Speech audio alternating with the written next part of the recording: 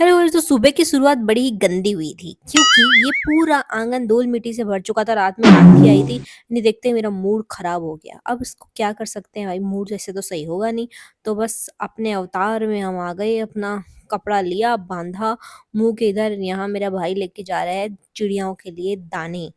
तो मैं अपने अवतार में आ गई, देख लो कितनी मिट्टी है, ये पायदान वायदान सब झड़काए मैंने एक एक करके। इतनी मिट्टी निकल रही, सोचो घर में कितनी मम्मी ने घर के जालों के लिए एक लकड़ी के कसे कपड़ा बांध रखा है, तो बस उसी से हमें फॉर्मेलिटी करनी पड़ती है। ऐसे जोर जोर से झाड़ना पड़ता है जब तक सामने वाली चीजें टूट ना जाए। यहाँ मेरा भाई बोल रहा है कि है मुझसे कोई स्मार्ट, मैंने बोला रहने दे, फिल्टर लगा रखा है। एंड यहाँ मेरी मम्मी ने आज कॉटन की साड़ी पहनी थी, कल धो के, तो इसमें पूरी ढोल जैसी लग रही है क्योंकि ये पूरी फूल चुकी है। एंड अभी ये जा रहे हैं मंदिर। अभी उनके पीछे से मुझे घर पे करना है आक्रमण। जब तक सूरज चांद रहेगा, झाड़ू पोछा लड़कियों का काम रहेगा। Oh no!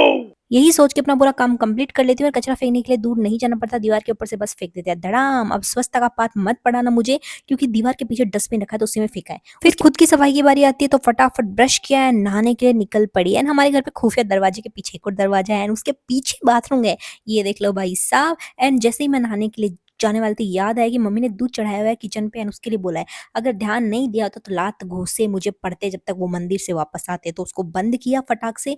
एंड आज बाल धोने तो फिर याद आया कि शैम्पू खत्म हो चुका है, तो नई बोतल निकाली। सब चीज जब नहाने जाती हूँ तभी क्यों याद आती है पता नहीं। तो नई बोतल लाई हुई पड़ी थी, एंड ये वाला शैम्पू मैं सेकंड टाइम यूज कर रही हूँ, मतलब एक बोतल ऑलरेडी खत्म कर चुकी हूँ। शार्क टैंक पे देखा था रेविल का, एंड बहुत अच्छा मतलब इसका मुझे रिव्यू मिला है। एंड इसके ऊपर कैप लगी हुई आती है, तो वो निकाली, उसकी जगह पे पंप लगाती हूँ, उसके साथ में आता है फ्री में। तो वो पंप लगाया, जैसे ही पंप लगा रही थी पूरा भरा हुआ था, तो एक हेयर वॉश इतना शैम्पू बाहर निकल गया। एंड भाई हम इंडियन है, इतना शैम्पू वेस्ट नहीं जाने देंगे। मैं जल्दी से जाके ऐसे ही बाल धो लूंगी और मैं चली नहाने।